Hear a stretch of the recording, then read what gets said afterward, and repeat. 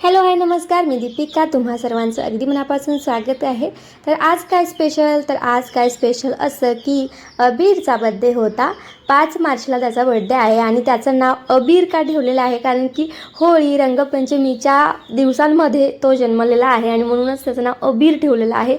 अबीर गुलाल उधळीत रंग रंग जे गाणं आहे ना, अगदी तसं. आणि विठू माऊलीच्या कपाळावरती जो अबीर बुक्का असतो ना, त्याला सुद्धा जो काळा बुक्का असतो त्याला पण अबीरच असं म्हणतात, अबीर बुक्का म्हणतात. तर म्हणून सुद्धा अबीरचं नाव अबीर असं ठेवलेलं आहे. अबीरचं नाव असं युनिक आहे, ज्या पप्पाने ठेवलेलं आहे. तसं तर आत्या ठेवतात नाव, पण आमच्या घरी त्रिशा आणि अबीर दोघांचंही नाव पप्पांनी जवळपास ठेवलं आहे. त्रिशिकाचं नाव माझ्या म्हणण्यानुसार आहे थोडंफार, पण असो तो नावाचा विषय. तर अबीरचा होता बड्डे आणि बड्डे नेहमी आम्ही घरी सेलिब्रेट करतो अबीरच्या मित्रांना वगैरे सगळ्यांना बोलून.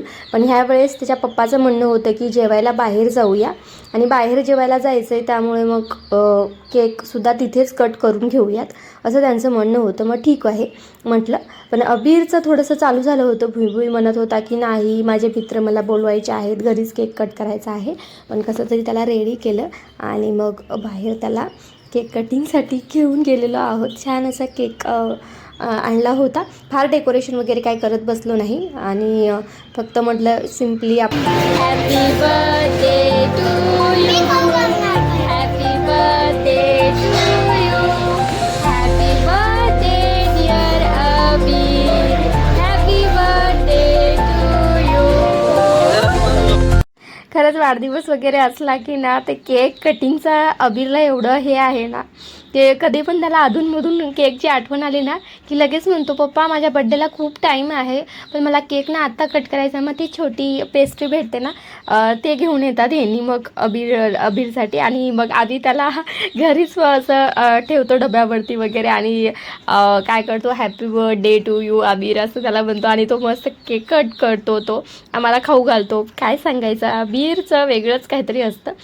त्याचं नेहमी स्वतःकडे असं टेन्शन स्वतःकडे हे करून घेतो, रडणार तरी किंवा काहीतरी करणार किंवा काहीतरी असं त्या चालू असतं. त्रिशिकाचं इकडे चालू होतं काहीतरी करणं.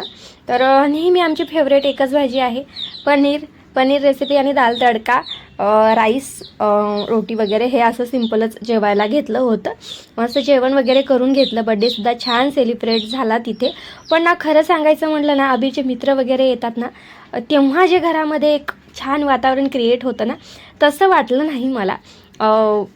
हॉटेलमध्ये जाऊन केक करताना आपली माणसं असायलाच हवी. आनंदाच्या क्षणामध्ये जेव्हा आपली माणसं असतात ना, तेव्हा छान वाटतं. आणि मग त्यामुळे ठरवते की नेक्स्ट टाईम जर काही असं बड्डे असेल ना, तर घरीच केक वगैरे कट करणार. आपले अबीरचे मित्र वगैरे जे आहेत त्यांना बोलवणार आणि केक मगच कट करायचा. असं हॉटेलला वगैरे जाऊन नाही करणार, कारण की मला नाही वाटलं छान. अबीरचे मित्र वगैरे आल्यावर ना एक वेगळंच छान असं वातावरण तयार होतं. ते मित्र, सगळा गोंधळ मुलांचा, ते खूपच छान वातावरण वाटतं. तर असं नेक्स्ट टाईम तसं सेलिब्रेट करेन आणि तुमच्यासोबत शेअर करेन. अबीरचा फर्स्ट बर्थडे खूप छान प्रकारे सेलिब्रेट केला होता आम्ही. फोटोज वगैरे सुद्धा आहेत, तर एखाद्या नवीन एका ब्लॉगमध्ये मी तुम्हाला ते फोटोज दाखवणार आहे. तर भेटू अशाच एका नवीन व्हिडिओसहित. तोपर्यंत धन्यवाद, खूप खूप धन्यवाद. आजचा ब्लॉग तुम्हाला कसा वाटला मला नक्कीच सांगा. अबीरला तुमच्या आशीर्वादाच्या शुभेच्छा मिळू देत कमेंट्सद्वारे. तर सगळ्यांनी नक्की बर्थडे विश करा अबीरला. तर चला, धन्यवाद, खूप खूप खूप धन्यवाद.